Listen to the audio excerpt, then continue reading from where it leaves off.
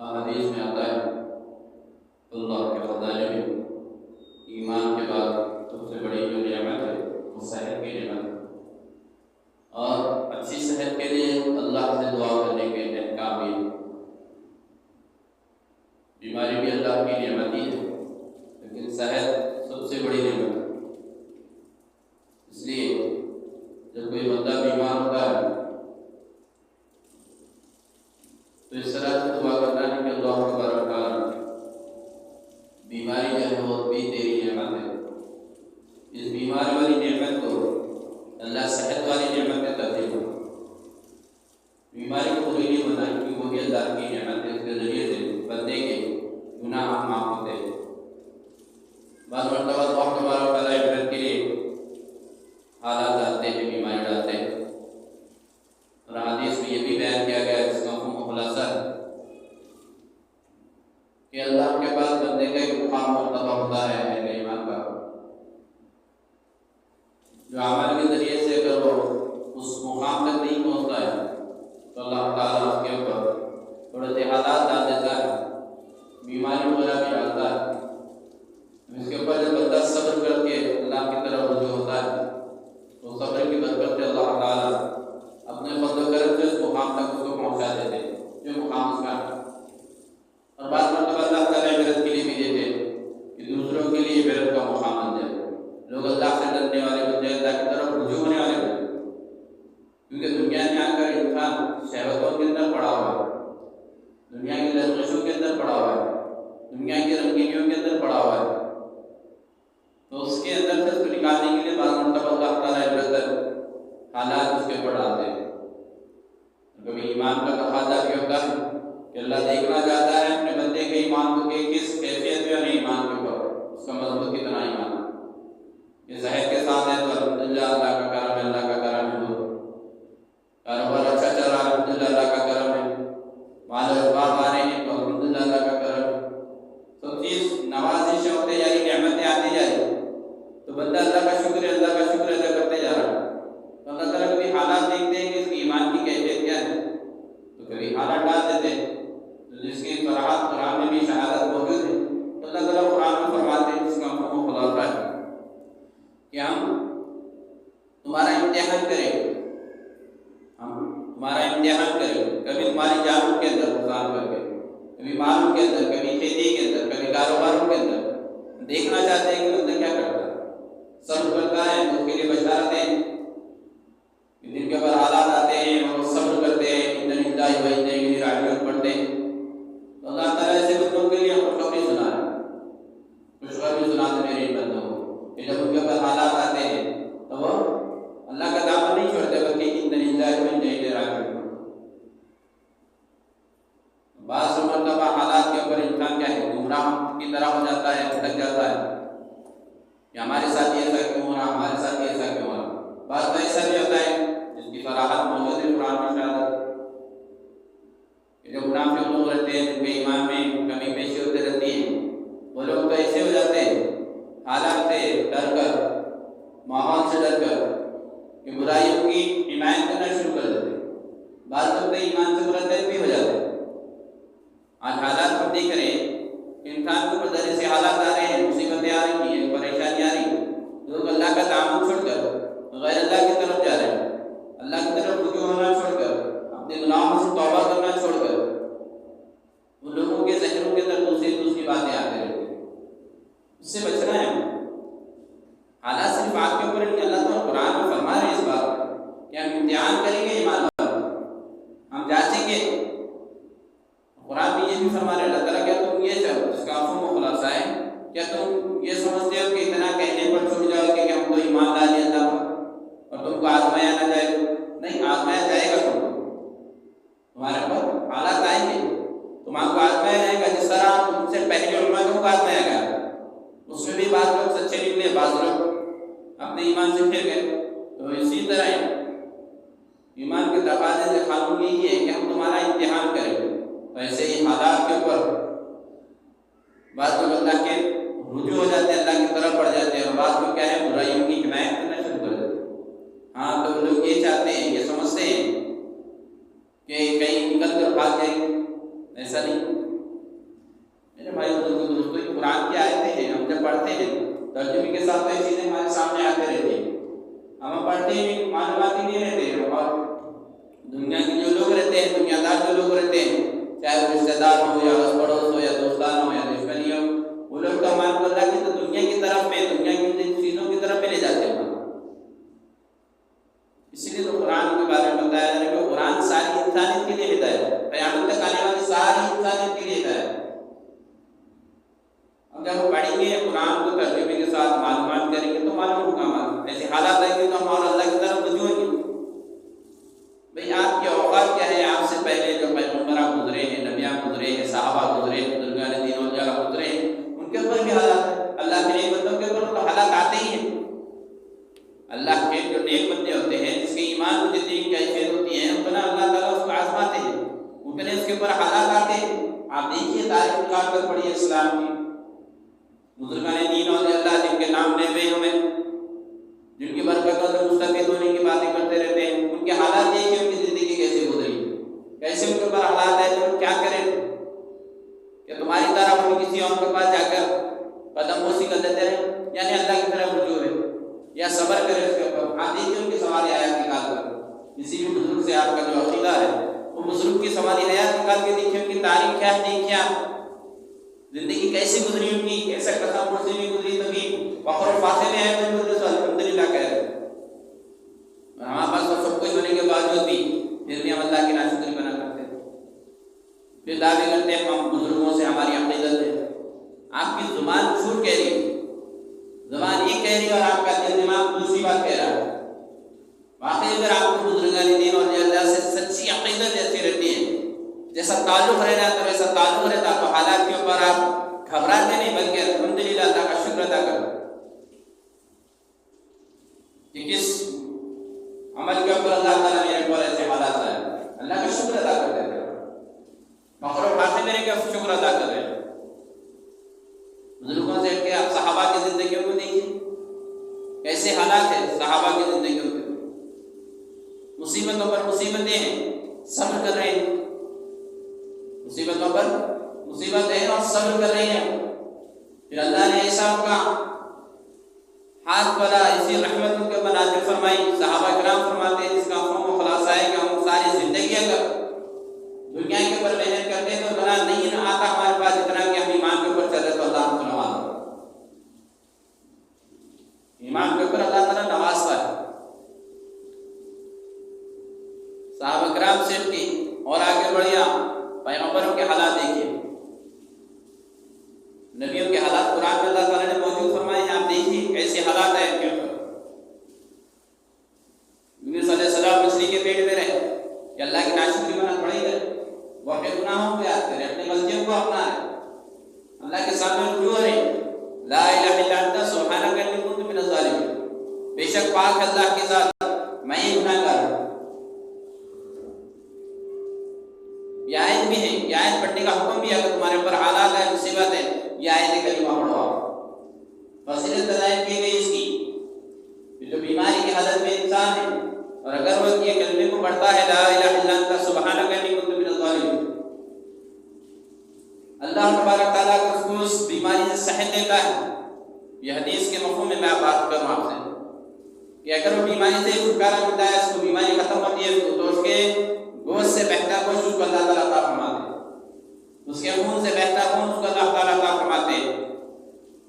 और अगर उसी बीमारी में अगर उसके खतरे में मौत थी और वो मर गया तो फिर शहादत की मौत होती है। शहादत की कई किस्में, आला क़िस्म अल्लाह के रास्ते में जिहाद करना है, तो शहादतें कई अक़साम की होती है। जैसे ये भी है कि जो रोज़ाना सुबह यासीन शरीफ पढ़ता है अल्लाह की रज़ा के लिए, और अगर वो दिन में मर गया तो उसके लिए शहादत की मौत है।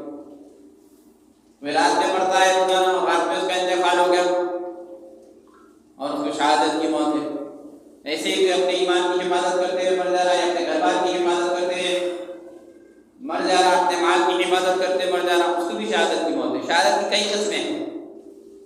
तो बताया गया है कि बीमारी की हालत में जो बंदा या कोई बंदी ला इलाहा इल्ला अंता सुब्हानका इन्नी कुन्तु मिनज़ ज़ालिमीन पढ़ते हैं 40 मरतबा, इसकी तरफ बताई गई तादाद भी कसरत से पढ़ने का हुक्म है, जितना बीमारी की हालत में आप पढ़ लिए और अगर बीमारी से शिफा मिल गई आपको तो नया गोश्त जिस्म के अंदर है, और अगर उसी बीमारी में मौत मुकद्दर थी, मर गया तो शहादत की मौत। हज़रत अय्यूब अलैहिस्सलाम पैगंबर जिनके सब्र के बारे में कुरान में तफ़सीलात है, सहाबा के अल्लाह के रसूल की अहादीस के अंदर भी इसका तज़किरा है। ज़रबुल मिस्ल है आपका सब्र जो है, सब्र अय्यूब बहुत मशहूर है। तो उनको उनके हालात देखिए आप कुरान के अंदर, उनके बीवी में उनके बच्चे छूट गए, उनका कारोबार चलेगा, सब चलेगा, सब खत्म हो गया, यहाँ तक कि उनके जिस्म के अंदर बीमारी आ गई, ऐसी बीमारी आ गई कि जिस्म में से कीड़े नीचे गिरे तो उठा के डाल देते थे, तफ़सीलात में बयान है। लेकिन कभी अल्लाह से वो नहीं करे, शिकवा नहीं करे, मेरे ऊपर ही कई ऐसे हालात आ रहे होंगे, खून करा दिया कि खून करा कि मैं खिला के अल्लाह को कोई दिख रहा नहीं, नहीं पैगंबर है मक्के। यहाँ तक के बस्ती के लोग उनको बस्ती से बाहर कर दिए क्योंकि बीवी के साथ रहे, खिला पिला के थोड़ा सा हो गया।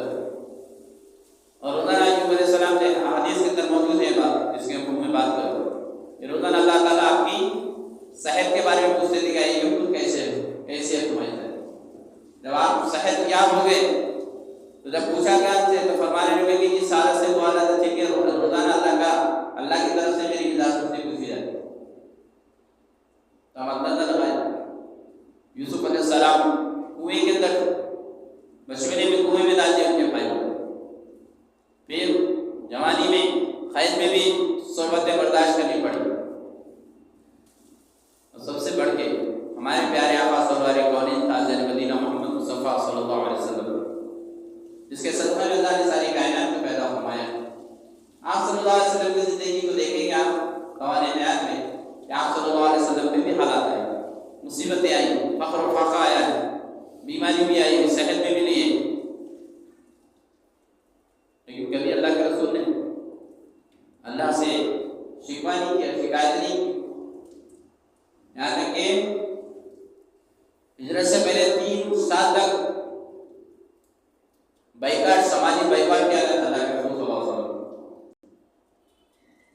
कोई मिलते नहीं थे, और वो बैनामा लिखे हुए लोग बोलते सो महादे को मक्के के ऊपर लगा दिए ताकि वो मक्के की हुर्मत के अंदर इनके साथ बोलते थे महादे के को लोग खाए मिलना, समाजी बाइकाट करके पानी काबा के ऊपर लगा दिया गया।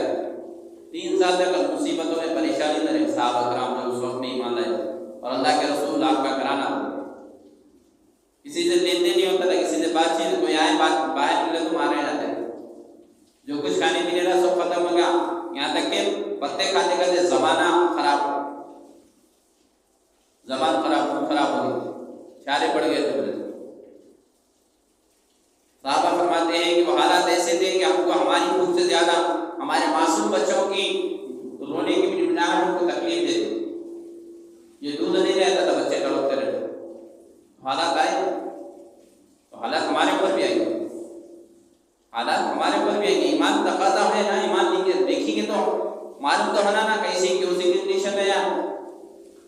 अब स्कूल में 1 साल पढ़ते हैं, एग्जाम दिया जाता है कि कंडीशन क्या है आपकी, कितनी कैपेसिटी है आपके अंदर, कौन से सवाल का कौन सा हल कैसा देते आप, कितने मार्क्स मिलते हैं आपको, इम्तिहान दिया जाता है। इम्तिहान के बाद तो आपको बोलते सो वो सनद दी जाती है कि आप में काबिल है, इतने मार्क्स का है, इतने परसेंटेज आए, इनका एग्जाम दिए, इंटर का दिए, बीकॉम दिए, डिग्री दिए, उसके अंदर क्या रहता है, एक पर्चा दिया जाता है सवालात का, उसको हल करना रहता है। अब आप हल करते हैं, अच्छा हल करते हैं तो अच्छे मार्क्स आते हैं आपको, और अगर नहीं करते हैं तो बुरे मार्क्स आते हैं, यहाँ तक कि आप पास मतलब फेल भी हो जाते हैं। तो ऐसे हमारी जिंदगी में भी हालात आते हैं तो उसका डटकर मुकाबला करना है और अल्लाह की तरफ रुजू होना है। पहले तो ये देखना है, बुजुर्गों के अहवाल के अंदर, अहवाल ज़री के अंदर ये बात लिखती है कि जब तुम्हारे ऊपर बीमारी आ गई, कोई हालात आ गए, परेशानी आ गई, तो सबसे पहले अपने अमाल का जायजा लो। मेरा कौन सा अमल छूट रहा है, मैं कौन सा ऐसा अमल करा जो गुनाह की तरफ है, जो अल्लाह को नाराज करने वाला अमल है मेरा। सलातुल तौबा की नमाज पढ़ो, अल्लाह से रुजू हो, अल्लाह की तरफ रुजू हो के अल्लाह से माफ़ी चाहो कि अल्लाह मेरे अमाल की वजह से, अमल बद की वजह से ये हालात है, अल्लाह ताला अपने फजल से मेरी इस गलतियों को माफ़ कर दीजिए, मेरे गुनाहों को माफ़ कर दीजिए। बेशक आप गफूर रहीम है, आप माफ़ करने वाले। और ये हालात आप ही दुरुस्त कर सकते हैं, क्योंकि आप ही हमारे रब है और आप हर चीज़ में कादिर है। आप उन फयाकुन के मालिक हैं। ये नुकसान हुआ तो फायदा देने वाली ज़ात आपकी है, ये बीमारी है तो सेहत देने वाली ज़ात आपकी है, ये हालात है तो हालात को दुरुस्त करने वाली ज़ात आपकी है। अल्लाह की तरफ रुजू, अल्लाह की तारीफ करो, अल्लाह से मदद हासिल करो और फिर क्या क्या करो, सदका खैरात करो। सदका जो भी आपको पैसे के करोड़ों रुपए खर्च करना, लाखों रुपए खर्च करना, जो भी आपको अल्लाह ताला दिया है उसमें से अल्लाह के राह में खर्च करो, सदका करो, किसी गरीब मुस्तहिक को दो, किसी गरीब मुस्तहिक को सदका करो। चाहे वो आपके रिश्तेदार हो, दोस्त पड़ोस हो, कोई भी जो मुस्तहिक है उसको आप सदका करो अल्लाह के राह में। क्योंकि बताया गया हदीस में कि तुम अपने बीमारों का आने वाली जो मौतें, बीमारियां, हालात की, उसका जो मुकाबला करना है वो दुआओं के ज़रिए से और सदक़ात के ज़रिए से। जब बंदा सदका देता है तो जो मुसीबत परेशानी उसके ऊपर है वो भी ज़ाहिर होती है उससे, और जो आने वाली रहती है उससे भी अल्लाह हिफाजत फरमाता है। तो हम पहले क्या करना है, हालात आए, बीमारी आई, मुसीबतें आई, परेशानियाँ आए, या कारोबार नहीं चल रहा, कुछ ऐसा महसूस हुआ, तो आप पहली फुर्सत में तौबा इस्तिग़फ़ार करें, सलात तौबा की नमाज पढ़ें और सदका खैरात करें अल्लाह के नाम, तो उससे आपके हालात दुरुस्त हो जाएंगे। और जो मुसीबत आपके ऊपर है उसके ऊपर जो आप सब्र कर रहे हैं उसका अज्र और सवाब आपको पूरे का पूरा अल्लाह ताला अपने फजल से अता करेगा।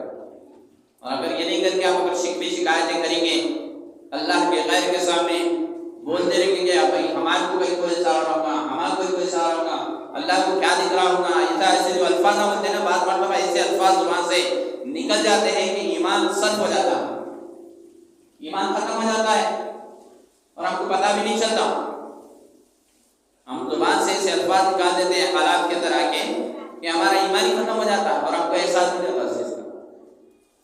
तुम उससे अपनी ज़बान की हिफाजत करें, उससे अपनी ज़बान की हिफाजत करें। जो बताया जा रहा अमाल आपको कुरान और सुन्नत की रोशनी में बताया जा रहा है कि भाई सलात और तौबा पढ़े, गुनाहों से माफ़ी चाहे, इस्तिग़फ़ार की कसरत करें, दुरूद शरीफ की कसरत करें और सलात और तौबा की नमाज पढ़े, और जो कुछ भी अल्लाह आपको दिया उसमें से सदका खैरात करें, अल्लाह के राह में खर्च कीजिए, इंशाअल्लाह फिर हालात दुरुस्त हो जाएंगे। इन्ना मअल उसरि युस्रा व इन्ना मअल उसरि युस्रा व इन्ना मअल उसरि युस्रा। अल्लाह ताला फरमाने कि बेशक बस मुसीबत के बाद राहत है, बेशक मुसीबत के बाद राहत है। यहाँ तक बताया गया हदीस में इसका खुलासा है, तुम्हारे पर अगर कंडीशन हालात आ गए, तंगदस्ती के हालात आ गए, मुसीबतों के हालात आए, तो फिर उम्मीद है अल्लाह के तरफ से आने वाला जो वक्त है आपके लिए राहत है। मुसीबत हटी राहत आई, जैसा रात ढली तो दिन शुरू होता है, उसी तरह मुसीबत जाती है तो फिर राहत शुरू हो जाती है। तो हालात जो है, मुसीबत जो है, परेशानी जो है, बीमारी जो है, किस वजह से आई हमारे ऊपर, उसके ऊपर भी जोर देना कि मैं तो नमाज नहीं पढ़ूँ, मैं तो कुरान की तिलावत नहीं करूँ, मेरे को तो ज़बान है कि मैं जिसको बने उसको जैसा बने वैसा बोल दे रहा हूँ, किसी के दिल तोड़ दे रहा हूँ, किसी को तकलीफ पहुँचे नहीं मेरे बात से, मेरे अमल से। ये भी चीज़ें रहती है जो हमारे हालात को बिगाड़ देती है, हमारी सेहत को बिगाड़ देती है, हमारी रोज़ी को बिगाड़ देती है। हम तो तवज्जो नहीं देते, हम तवज्जो नहीं देते उस तरफ। नमाज का नहीं पढ़ना सबसे बड़ी वजह है हालात आने, सबसे कई वजूहात में से ये वजह भी है, सबसे बड़ी वजह है इंसान नमाज को छोड़, लाइट ले ले नमाज। 5 वक्त की नमाज जब पढ़ते तो 5 वक्त की नमाज पढ़ना फर्ज है, पढ़ना ही पढ़ना है, तिलावत करना है, घर में दीन का माहौल पैदा करना है, माशरे के अंदर दीन का माहौल पैदा करना है।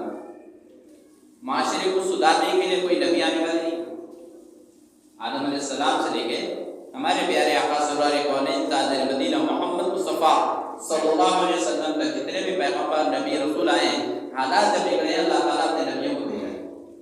बंदे जब अल्लाह को भूल कर ज़िंदगी गुजारने लगे, अल्लाह ने अपने रसूलों को, पैगंबरों को भेजा है। जब लोग अल्लाह की भूल कर अपनी मनमानी के ऊपर उतर आए, तो अल्लाह ने अपने नबियों को रसूलों को भेजा कि हालात को बनाए, लोगों को अल्लाह की तरफ रुजू करे, क्योंकि हमारे नबी मोहम्मद मुस्तफ़ा सल्लल्लाहु अलैहि वसल्लम आखिरी नबी है, फातिमुन नबीयीन है। आपके पास कोई नबी नहीं है, कोई रसूल नहीं है, कोई पैगंबर नहीं है। तो फिर जो ये हालात जो हैं बिगड़े हुए, जो बंदे अल्लाह से टूटे हुए हैं, तो उनको अल्लाह से जोड़ने की जिम्मेदारी किसकी है? ये हालात अगर बिगड़े हुए हैं तो हालात को बनाने की जिम्मेदारी किसकी है? मेरी और आपकी। जिसने भी करना पड़ा है ला इलाहा इल्लल्लाह मुहम्मद रसूलुल्लाह सल्लल्लाहु अलैहि वसल्लम, उसकी अपनी खुद की जिम्मेदारी है कि वह हालात को दुरुस्त करने की फिक्र और कोशिश और मेहनत करे। सोच के बैठना नहीं है, मेहनत करना है, उसके ऊपर कोशिश करते रहना है, बोलते रहना है, समझाते रहना है, करते रहना है।